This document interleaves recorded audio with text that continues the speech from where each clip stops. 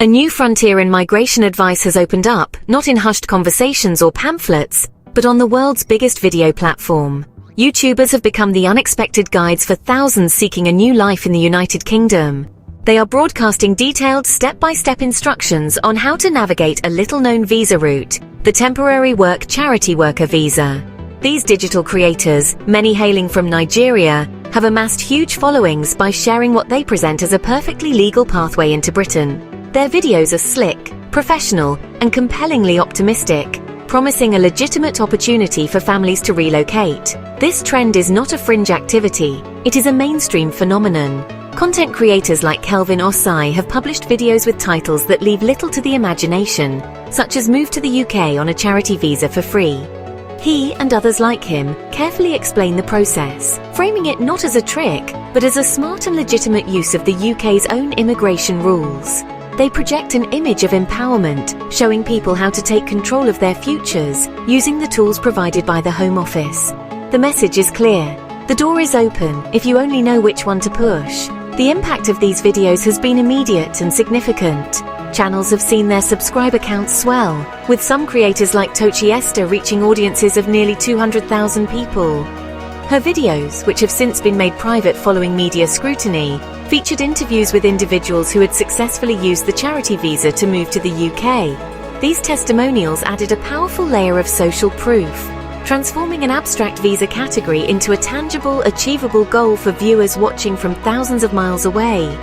It turned a bureaucratic process into a human story of aspiration and success.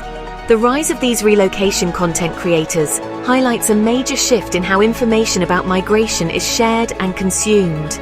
In the past, prospective migrants relied on expensive lawyers or official government websites, which can often be dense and difficult to decipher. Today, a charismatic YouTuber with a good camera can break down complex application processes into digestible, encouraging content. They have effectively democratized access to this information, but in doing so, they have also ignited a fierce debate about the spirit versus the letter of the law, and whether they are helping people or exploiting a system.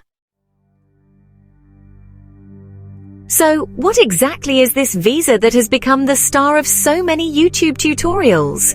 The official name is the Temporary Work Charity Worker Visa.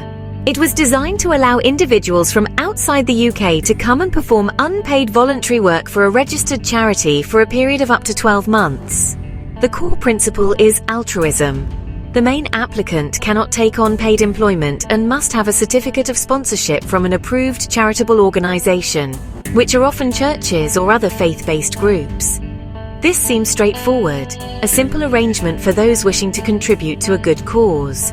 However, the controversy lies not with the main applicant, but with who can come with them. The rules permit the primary visa holder to bring dependents, specifically a partner or spouse, and any children under 18. This is where the so-called loophole appears. While the volunteer is restricted to their unpaid charity work, their dependents face very few restrictions. They are legally entitled to work full-time in almost any job across the UK. This single provision transforms the entire dynamic of the visa, shifting it from a purely voluntary scheme to a potential economic lifeline for an entire family. The financial requirements are not insignificant, adding another layer to the process. An applicant must pay a visa fee of around £319 per person, a healthcare surcharge of £1,035 for the year, and prove they have at least £1,270 in personal savings to support themselves upon arrival. The YouTubers meticulously break down these costs, advising their followers on how to save and prepare. The dependent's ability to earn a full-time wage is presented as the key to making this investment viable, allowing the family to support itself and repay any initial costs once they are settled in the UK. This structure has created a clear incentive. A family can relocate to Britain, with one member contributing to the charity sector while the other becomes the primary breadwinner. The numbers show that many are taking this opportunity. In the last year, while there were thousands of applications for the main visa, an almost equal number of applications were made for dependents. Official figures reveal that 2,574 dependent visas were issued, each one representing a person now legally able to enter the UK workforce. This is the reality of the visa in practice, a world away from its simple charitable origins. The surge in popularity of the charity worker visa has split opinion right down the middle, creating a fierce national conversation. On one side, critics are sounding the alarm, labeling the route a backdoor into the UK. They argue that the scheme is being systematically abused for economic migration, entirely against its original intent. From this perspective, the spirit of volunteering is being undermined. Instead of attracting people passionate about a cause, the visa is attracting those primarily motivated by the right to work granted to their dependents. This, they say, makes a mockery of the immigration system's integrity. These critics point to the YouTube guides as Exhibit A. They see the videos not as helpful advice, but as manuals for exploiting a systemic weakness.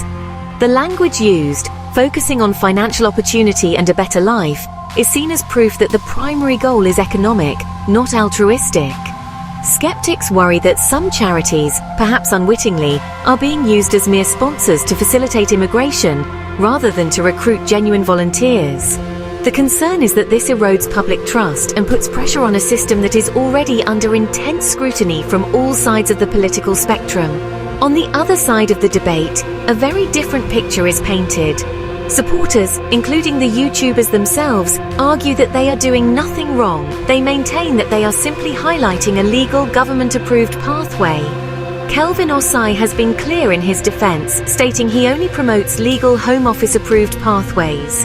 From this viewpoint, if the government created a system where a volunteer's dependent can work, it is perfectly fair for people to use it. They are not breaking rules, they are following them to the letter.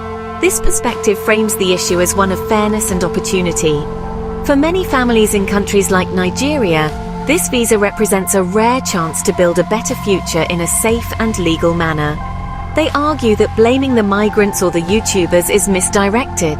Instead, they suggest that if the government believes the rule is a problem, it is the government's responsibility to change it. Until then, they contend it remains a legitimate route for families seeking to improve their circumstances, combining a contribution to the community with the chance for economic stability. The public and media attention has not gone unnoticed by those in power. The UK Home Office has now officially confirmed that the temporary work charity worker visa scheme is under review. This is a clear signal that the government is taking the concerns about exploitation seriously. A spokesperson has stated that action will be taken to address any abuse of visa routes, promising to restore order to the system. The government finds itself in a difficult position, needing to balance the need for genuine volunteers with the pressure to control net migration figures. This review is happening at a critical time for UK immigration policy. It comes after the government has already tightened rules for other popular routes, such as the health and care visa, by restricting the ability of those workers to bring dependents. The focus on the charity visa can be seen as the next logical step in a wider strategy to reduce overall migration numbers. An upcoming immigration white paper is expected to lay out concrete proposals for reform, and it is highly likely that the charity worker route will feature prominently in those plans. The era of open access for dependents may be drawing to a close. What might these changes look like? The most obvious reform would be to alter the rules for dependents. The government could choose to remove the right for dependents to work altogether, or it could impose the same restrictions that now apply to care workers, preventing them from coming to the UK at all. Another, less drastic option could be to increase the financial requirements, or introduce stricter vetting for the sponsoring charities to ensure they are recruiting people with a genuine desire to volunteer, rather than those primarily seeking a work visa for their partner. Ultimately, the future of the charity worker visa hangs in the balance. Its story is a powerful illustration of the wider challenges facing the UK's immigration system. It shows how quickly digital platforms can amplify legal loopholes, and how official policy can have unintended consequences. For the thousands who have used this route, it has been a life-changing opportunity. But with the government poised to act, this particular door to the UK may be about to swing shut. The outcome of the review will send a clear message about Britain's approach to migration for years to come.